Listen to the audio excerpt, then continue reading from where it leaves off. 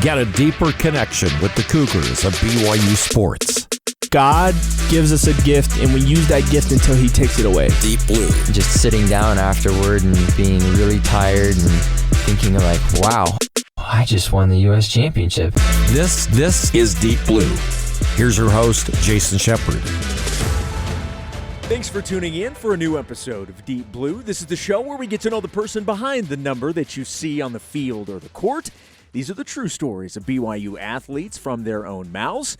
My guest today is BYU running back Hinckley Ropati. Hinckley, thank you for taking a few minutes. It's always good to talk to you. How are you? I'm doing great. I appreciate you guys for having me, seriously. You bet. This is it's fun. We got a lot of stuff to get to with you, but I wanted to start with some. So you have been married for, what, you said about 14, 15 months. So you still consider yourself newlyweds, right? So how has being a newlywed been in the last, almost year and a half?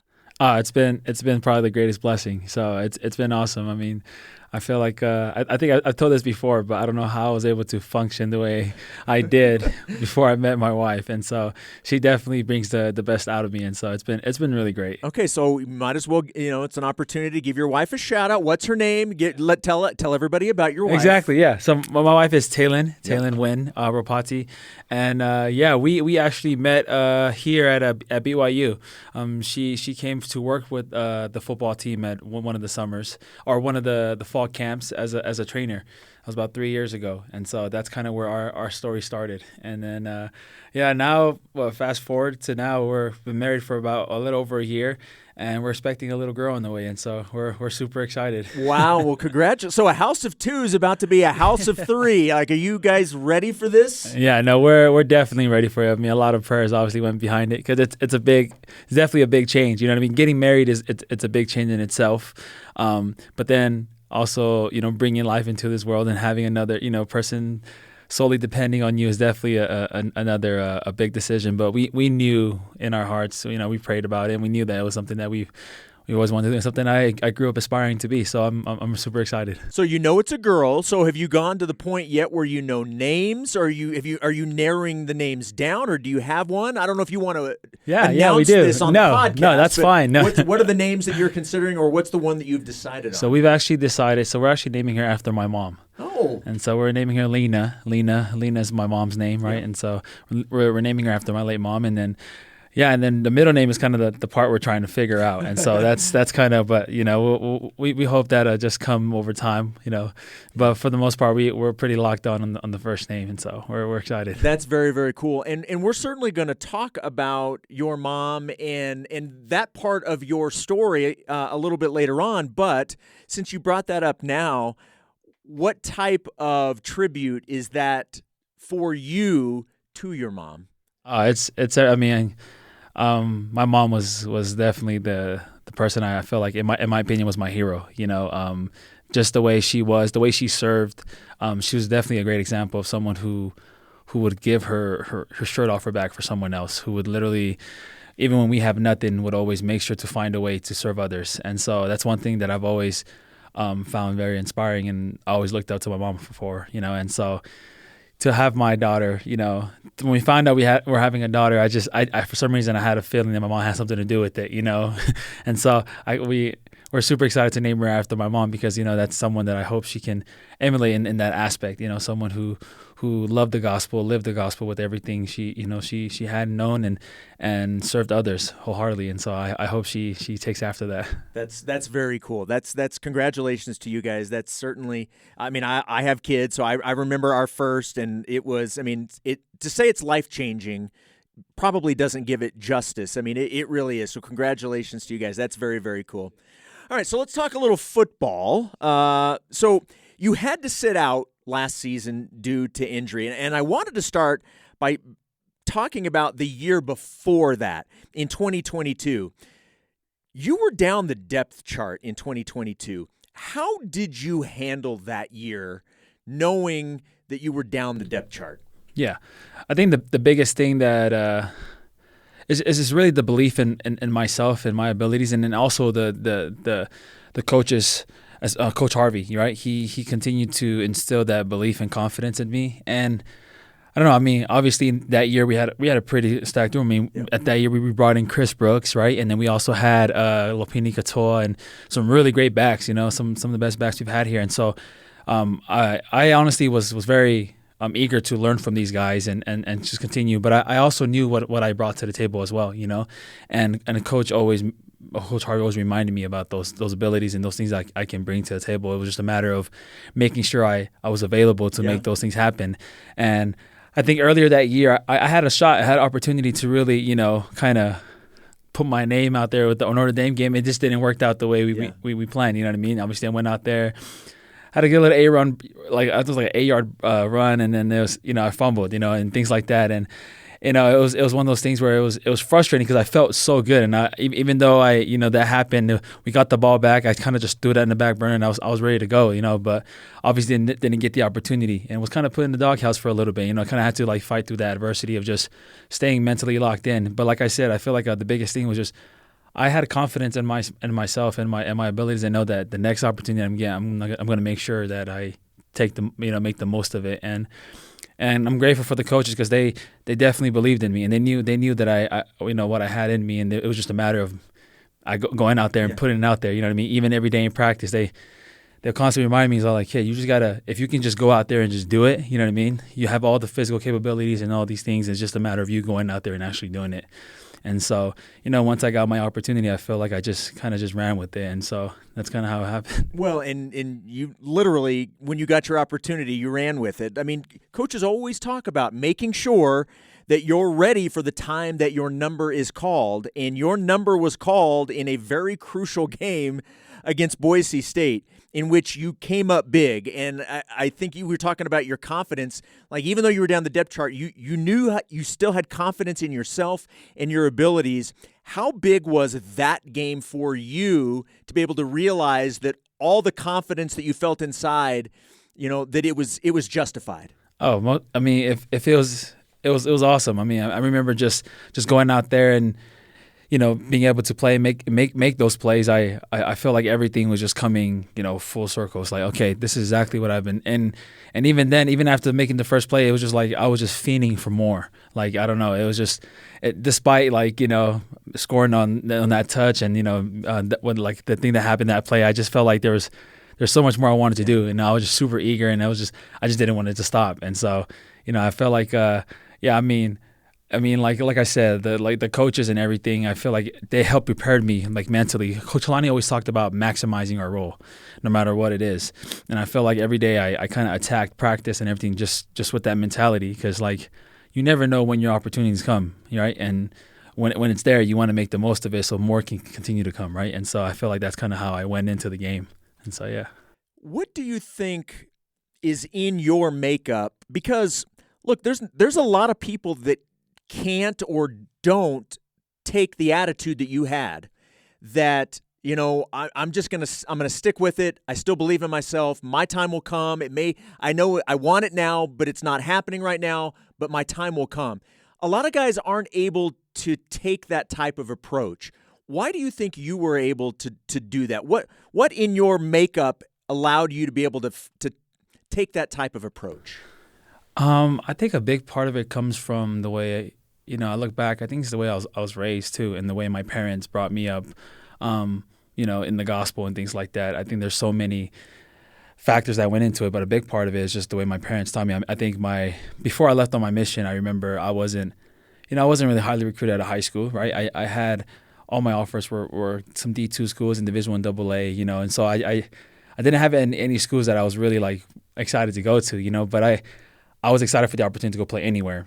But then while I was on my mission, I feel like that's where I really, really learned patience and really learned like that good things happen to those that continue to wait and continue to. I mean, we see it all over the scriptures, guys who are patient, and wait on their blessings and continue just to, move forward faithfully. And so I felt like that's been the biggest thing that I've always tried to apply in my life. It's like, it may not look so good right now, but if I continue to put in the work, continue to grind, I know one day it'll all pay off, whether that's on the field or in life in general or, in other future endeavors. I just know it will if I just continue to stay with them. And I think that's something that my dad has taught me, and I think I've been able to strengthen that when I was on my mission, you know what I mean? Being out there for 2 years and, some days are hard, like a lot of days are hard. You know what I mean? When you're out there on a mission, most of the days are hard, right? And you really do need to. And I feel like keeping that internal perspective that, you know what I mean, this is all part of it, and it's all going to be worth. There's lessons I need to learn along the way, and I feel like that's kind of how I've always carried myself, especially when it comes to football too, and life overall. So yeah. You've mentioned your coaches, and you've mentioned Coach Harvey Unga a lot. What does that relationship mean to you, both as your coach, but also on a personal level? Because I know you guys are tight. What does that relationship mean to you? It means everything. Harvey was the reason why I ended up coming here, right? I remember the first conversation I had with them, and I just knew that I wanted to play for this guy. I mean, I grew up watching the guy, you know what I mean, running over dudes and doing numbers on guys, and looking up to him. So to see him from a coaching perspective, to see from a player perspective, right? It's just, for me, it was just. It meant everything. Not only is he a great coach, but he's a great person. And what he does is he not only instills confidence in you to go out there and perform at your best, but to also go out in life and really just be successful. And I feel like that's something that I'm so grateful for Harvey for. I mean, Coach Harvey, he talks about it every day. He doesn't really. The most important thing is who we are off the field. And I think having someone like that believes in you and continues to be there for you every day in and day out. Just makes you play harder. Like, I feel like when I'm out there, I'm not only playing for my last name and the people, my family and so forth, but it's also for the people who believe in me and put me in the position to be out there. And so, yeah. We talked about that Boise State game specifically in 2022. You, after that game, obviously it was a fantastic game.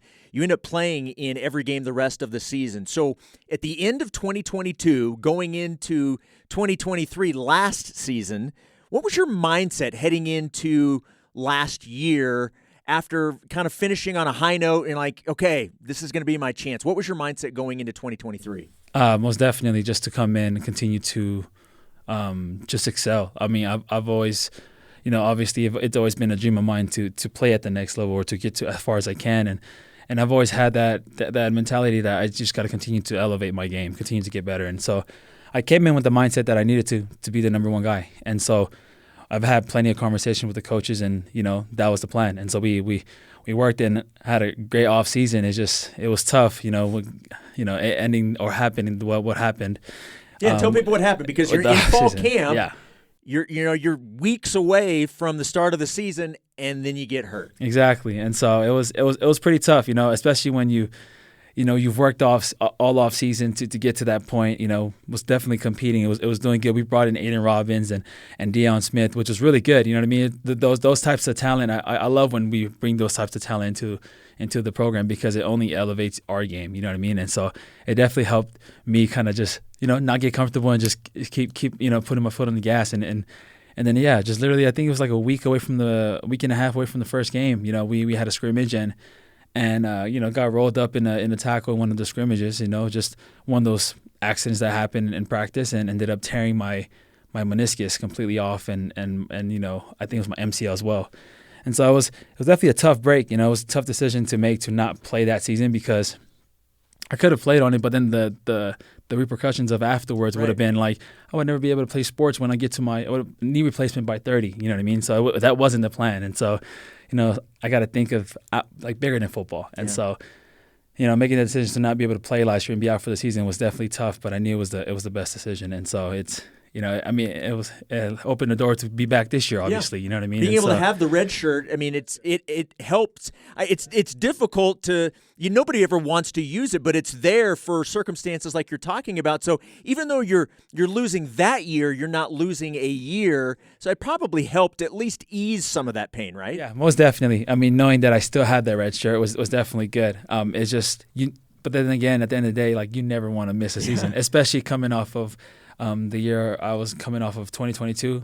I was just like, I feel like I was coming in with a whole different confidence, with experience now. You know what I mean? It's different to have confidence, but when you have confidence from experience, like, you're just itching to get back out there. You had talked about in the 2022 season, while you weren't seeing the field as much as you would have wanted, you were still learning, and you're paying attention, and you're learning so that when you did get your opportunity, you could take advantage of some things. Having sat out the 2023 season and watched, what did you learn that you can put into action in 2024?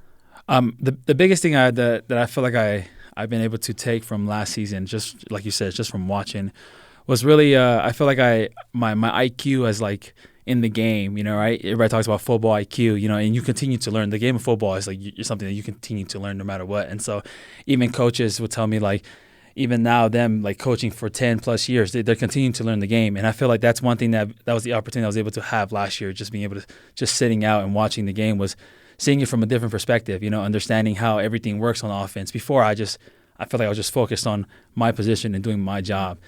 And being able to have that whole offseason last year, I kind of was able to learn the entire playbook. I feel confident I can step up at QB and run the offense, and so, which is something is that a possibility? Are we going to see some plays with you at quarterback? I don't know about that, but I definitely took pride in understanding the playbook in depth, and not only that, is also watching film and seeing how our offense runs and how it needs to be ran, and how. That like in my part as a running back, how I can make that happen more efficiently. I feel like that's definitely something that I took away from last season. Seeing that some things that, because obviously the people talked about the run game and what things happened last year, and then there was a lot of factors that went into it, and so just being able to see it from like an outside perspective, watching on TV and so forth. I feel like that's one of the big things that I was able to take away, was just understanding how I fit in the scheme and how I can more efficiently do my job that makes everybody's jobs easier. And so, yeah, it's been awesome. And so, I mean, it sucked to watch him, but it was awesome learning so much. How much more enthusiastic are you about the possibilities for what you and the other running backs can do? Because look, you touched on it last year. The running backs took some heat. I mean, fans were upset, and I know that the offensive line has been retooled, and I know that the guys on the offensive line and the new coaching staff for the O-line, they're really excited about what's possible this year. When you combine, added motivation on the running backs and you being back and healthy and a revamped offensive line, how excited do you get on what the ground game could look like? Oh, if you guys can see, like, fall was just a glimpse of it. And it was amazing to see how much progress we made in fall with the new changes that we made. Yeah. I don't think a lot of people understand. We had guys that never played certain positions that came in and had to kind of play last year. You know what I mean? Guys that were learning a completely different playbook that just got brought in that fall. You know what I mean? And I don't think people understand how difficult that. And I get it. Yeah, that's your job and stuff like that. But it's a lot harder when when you get out there and trying to obviously in the bright lights, and then there's so many factors that go into it. So, but seeing this year, I feel like that the changes that we made in the coaching staff, you know what I mean? Love the guys that were here, but I definitely think the changes that we made within the O-line, Coach Woods and Gilbride, I feel like those been huge for us. And you can ask anyone in the offense room, they'll tell you the same thing. I feel like even offense, some of our offensive line will say it. They feel like they've learned so much more in this just short time than they ever did in their entire 2-3 years here. And a big part of it is just because I feel like Coach Woods does a really good job of simplifying the game and breaking it down so easily, and he does a really good job of unifying us running backs, tight ends, and the O-line. It's not like the O-line and everybody's having their separate meetings, stuff like that. No, he does a really good job of unifying, understanding how our tracks and so forth helps our O-line get to their combos and so forth, and the tight ends. And so you kind of see the entire picture, right? And so that's what makes me super excited, because I feel like everybody is not just everybody's not like. You also have the guys that are experienced now, but at the same time, like, everybody's just we're moving as one. And so I think that's what's really exciting. All right, my guest today is BYU running back Hinckley Ropati. We'll have more with Hinckley when we return. This is the Deep Blue Podcast on BYU Radio. Thanks again to everyone out there for listening to the Deep Blue Podcast. Make sure you leave us a rating and a review on the show. You should always check out other BYU Radio podcasts as well, like Big Stories. Cleon Wall dives into incredible and amazing tales from around the Big 12 and beyond, like Kansas offensive coordinator and former BYU coach Jeff Grimes. He and his wife Sherry decided early in their marriage that they wanted to adopt a child from another country. They detail their long journey to adopting Jada from Africa and how that girl changed their family dynamic. And then there is Wyoming women's rodeo coach J.C. Hupp, who lost her parents and niece in a terrible accident, but continues to lead the Cowgirls in the rodeo arena. There are so many more inspiring stories just like these two tales. So check out Big Stories on your favorite podcast platform and start listening today.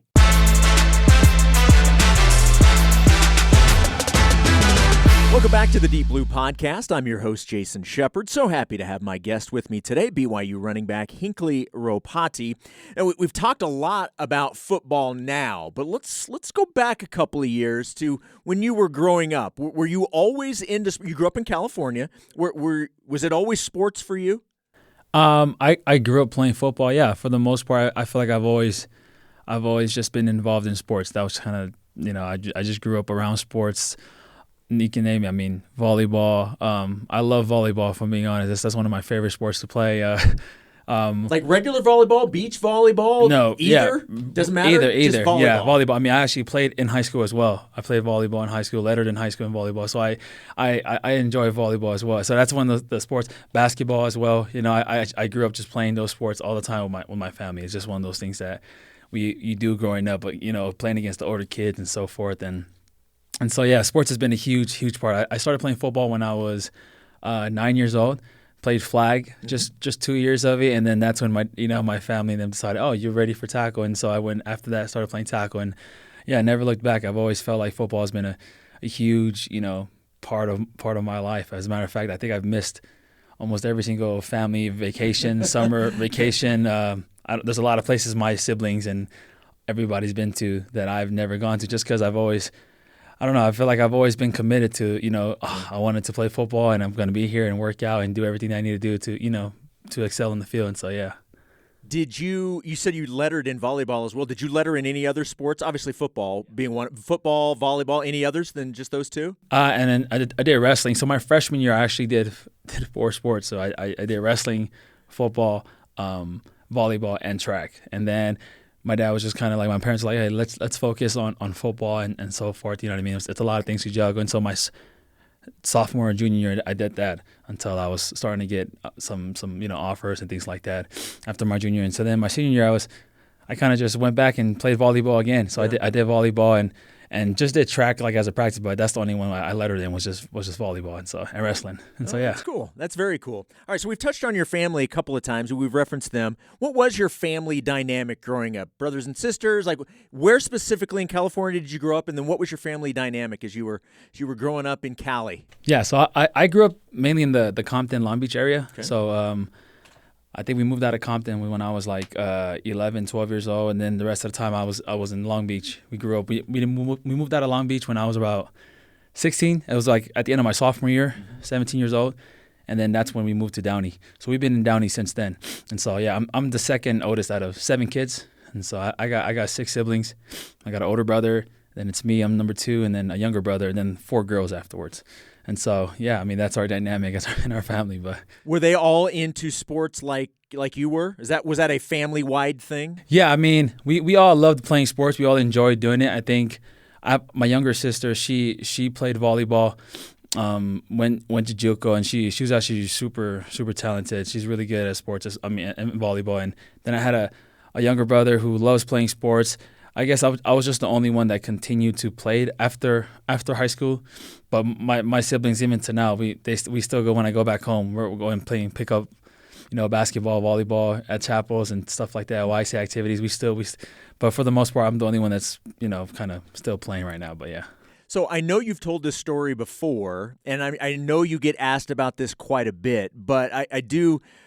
For members of the Church of Jesus Christ of Latter-day Saints, I'm sure you get asked, "Oh, your name is Hinckley. There is a reason why you are named Hinckley, and it's the reason most people think of. So why don't you tell who you're named after?" Yeah, I'm named after the prophet Gordon B. Hinckley, obviously, right? And so, my dad, my older brother, I told you, my older brother is Ezra, right? And then I'm Hinckley, and my younger brother is Monson. And so my dad named us after these prophets, these Latter-day prophets, because he wants us to become men like them. You know what I mean? People who are strong in the gospel, people who live the gospel and have put their full faith in Jesus Christ and His plan for us, and I think that's kind of what my dad's overall, like, his main goal for the reason why he named us those names. And it's a reminder too, you know what I mean? Every time I go somewhere, I always introduce myself as Hinckley, because I love the reaction, like, Hinckley, wow, I've never heard that before, and it's kind of an easy way to, slip in the gospel right there, a little missionary work, Yeah, it's funny that those are the three names, because when I was growing up, I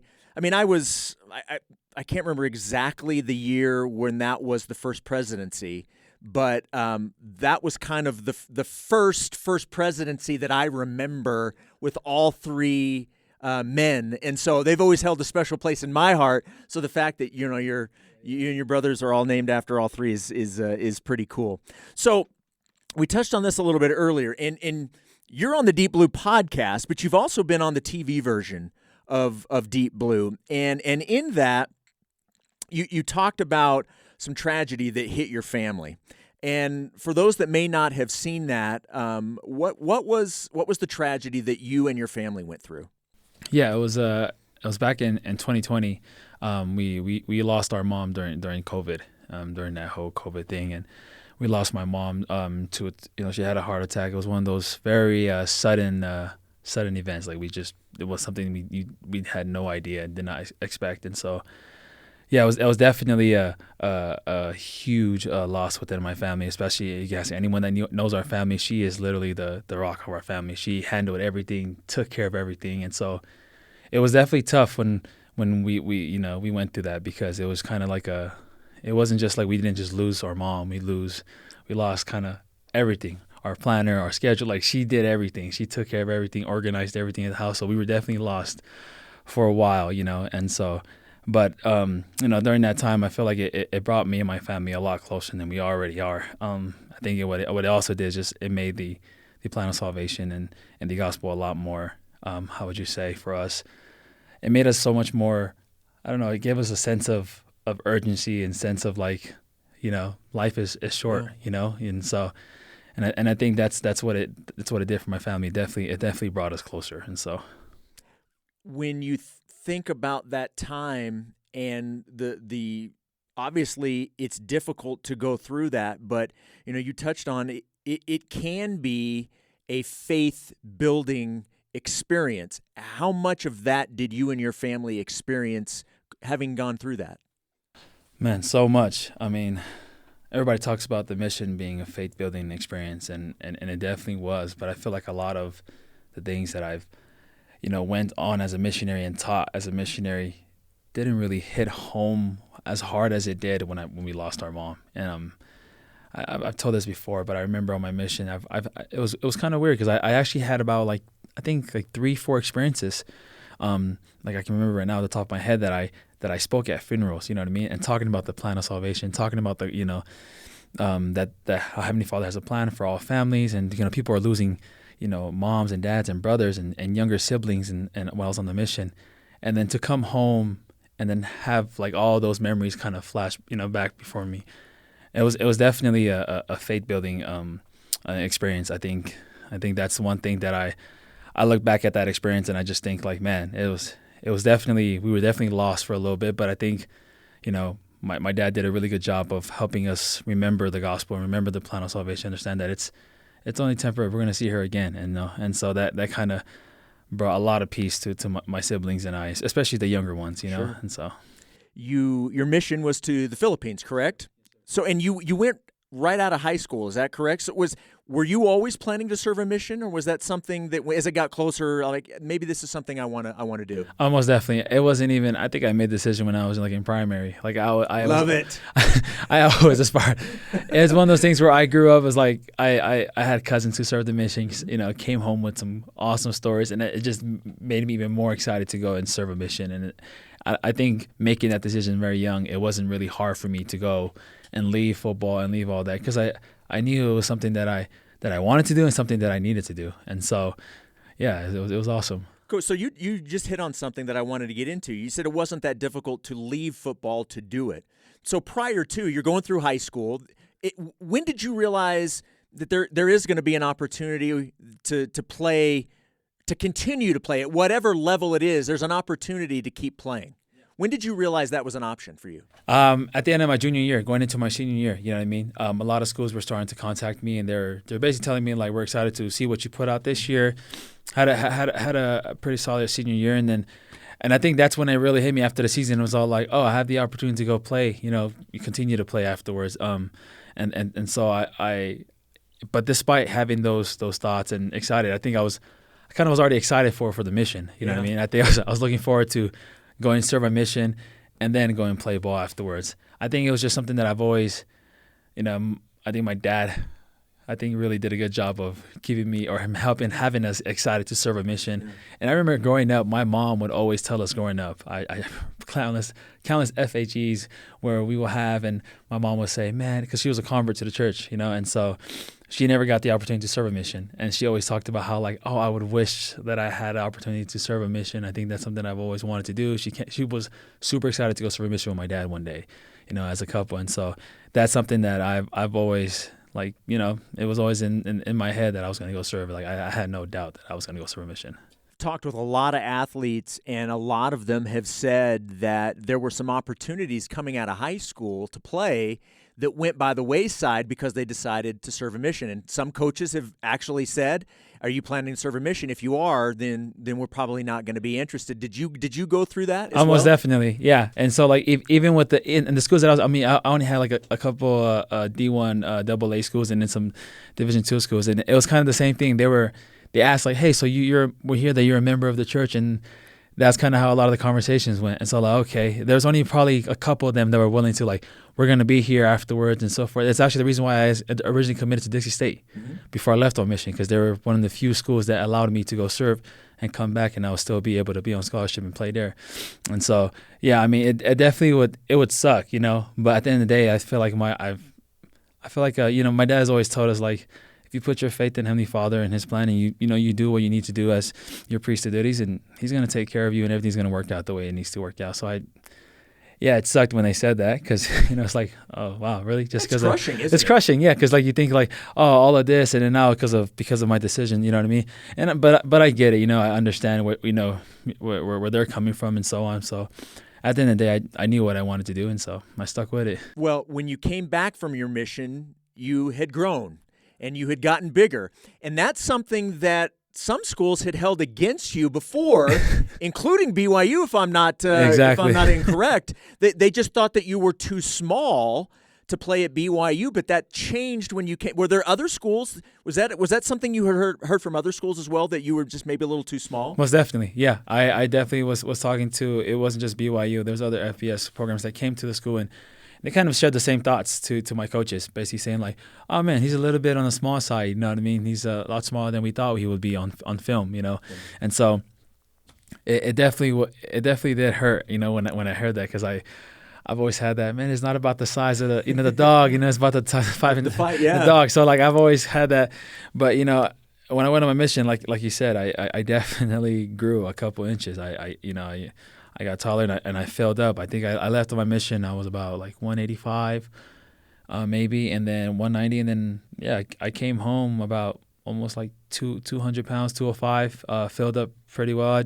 It just happened, what I mean? You're just out there, and then, yeah, I got home, and I remember I played mainly slot receiver in high school. That was my main position. And so when I got home and I decided to go to JUCO route, yeah, the first thing the junior coach, my JUCO coach told me was like, yeah, you're going to play running back. And so you look like a running back. And so, yeah, that's kind of, like I said, man, that was one of the blessings that I got from the mission for growing physically. So when you came home, you ultimately decided to play at Cerritos. So why Cerritos? Why was that the place for you?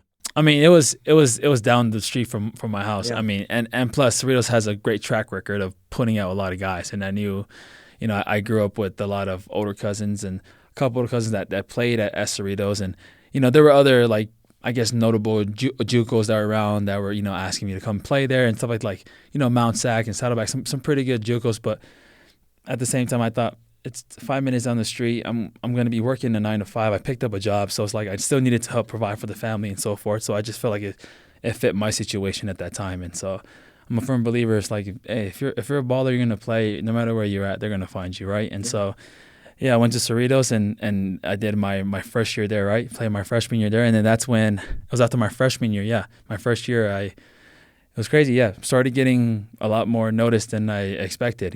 I was already planning to come back one more year because I just thought I wasn't really familiar with the whole JUCO, how it worked. I thought you had to do 2 years. Right. But no, they told me like, no, you're good. If you get offered after 1 year, you're out of here. And so when things started rolling in and started talking to coaches and making that decision, that's kind of it was pretty cool. All of that happening. So yeah. Who was in the mix? Obviously, BYU started to take notice again.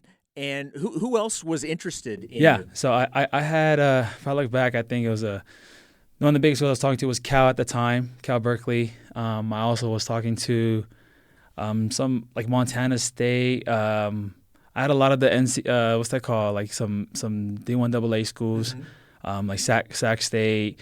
And then I guess the more notable schools were like San Diego State, you know what I mean, Nevada, and so forth. So those were the main schools that were really in the mix. Man, I'm trying to remember the other schools, but yeah, it was crazy getting attention like that, after 1 year of playing, and so it was definitely overwhelming, but I was definitely excited, We had already mentioned, the sudden passing of your mom during COVID, but there's somewhat of a correlation going through that, and then BYU becoming an option for you. Tell everybody the connection there. Yeah, so like when all that happened, it was kind of crazy because originally I was like, okay, I want to stay home. I had this animosity towards BYU because of high school, right? I was smaller, and they told me that I was smaller, and it's like, I want to go play somewhere else, and prove them wrong or whatever. And then my mom and dad, they've always had this vision for me that I needed to play at BYU. They wanted me to play here at BYU and at the church school, whatever, and they were just very like excited about that. And so I said, nah, I'm okay, I don't know. And then, when my mom passed away, it was just kind of like, it was weird. Like I remember just sitting there. It was around that time where I was starting to make a decision, right? April and so on. And originally I was talking to the Cal coaches, and my plan was to stay home, right, close around there. And then, when BYU, they started recruiting me a lot harder now. Like they've already offered, but now they're like, hey, you can come here right now. And then I don't know. I just had this feeling, praying about. I was like, yeah, this is probably where I need to be. And I knew my mom would love for me to be here. I know she this is something that she would want for me. And so that's kind of what happened. When losing her and all those emotions, I switched. I flipped over here, and I came here, and they brought me in. I think I came in like almost a week into fall camp. Fall camp already started. It was just like a lot of things that were going on, and finishing tying some loose ends at home, taking care of some things with my family and things like that. Especially since my mom just passed that year, and then that's how I ended up coming here to BYU. How do you feel like you've made her proud by being here? Do you feel that confirmation? Most definitely, and I think that the biggest way I see that is through I feel like it's through my wife. My wife Taylin and our family, our little family we have, and just. I think that's where I really feel like I'm making her proud, and so, yeah, I feel like every day since I've been here, getting my degree and graduating and doing all these things that my mom always talked about me accomplishing and doing, at this level. And yeah, it's been awesome to have that feeling of, but then me as a competitor, I always feel like there's always more I want to do. So, I continue to work and try to do as much as I can, So bringing it back then to football and this season, What are your goals? What are your expectations for what this year can be for you and this team? Yeah, I mean, I'm gonna be honest with you. My expectations for myself are pretty high, and I've always have high expectations for myself, right?